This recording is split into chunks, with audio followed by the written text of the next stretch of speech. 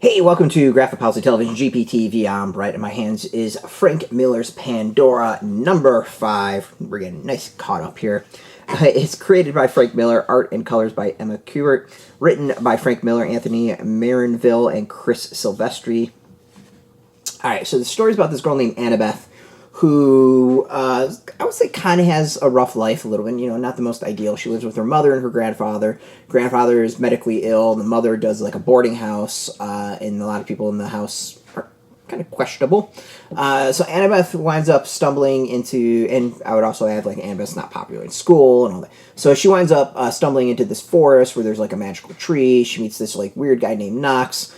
And her life starts getting kind of odd at that point. There's also these weird, like, little goblin creatures that are apparently in the tree, and they've got this thing called the Relic, and the Relic may, like, destroy the world, from what I can tell. It's kind of a little weird on that.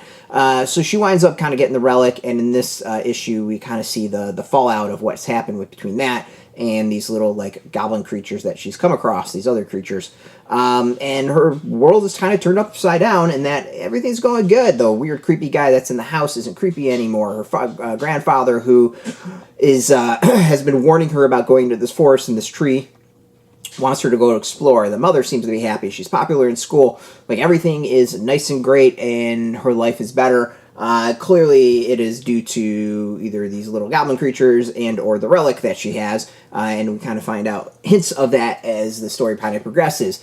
But unfortunately, like the first, I would say, first 3 issues of the series, I think this issue kind of takes a step back from the previous issue, which I thought was a vast improvement, in that it, again, gets into a lot of concepts, a lot of setting things up, and not a lot of explanation. And that's kind of been my frustration with a lot of the series, is it throws out a lot of ideas, and I think thinks it's maybe connecting the dots, and it's not really connecting the dots much. It's just very odd ideas that are kind of all over the place. Like, imagine taking Alice in Wonderland and her kind of falling into the like the tree and the hole and the well, whatever you want to call it, and going into this mystical world, except that gets dragged out for like 5 or 6 issues, as opposed to this should be a fairly quick thing and get on with it.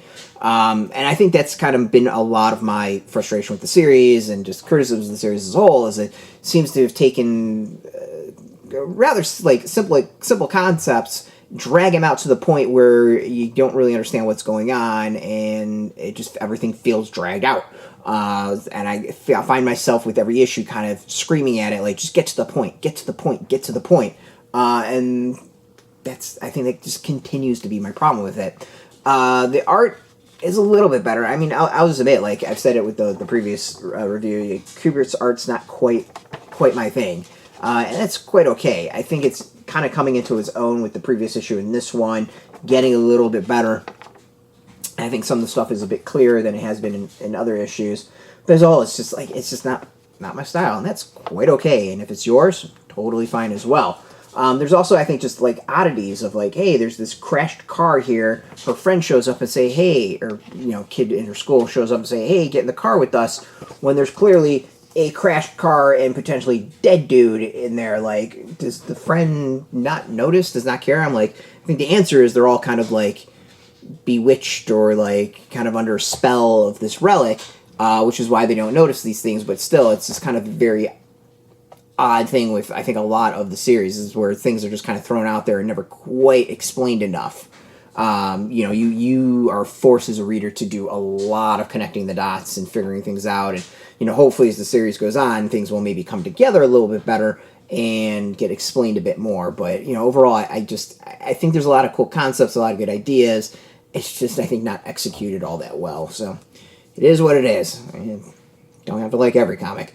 This is out in comic shops now. You can go get it. We got a link beneath this video. Put in your zip code. Tell the comic shops near you.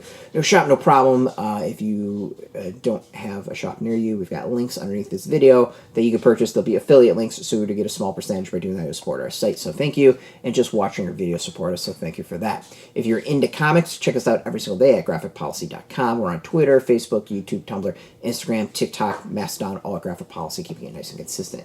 Until next time, keep reading those comics, and keep it geeky.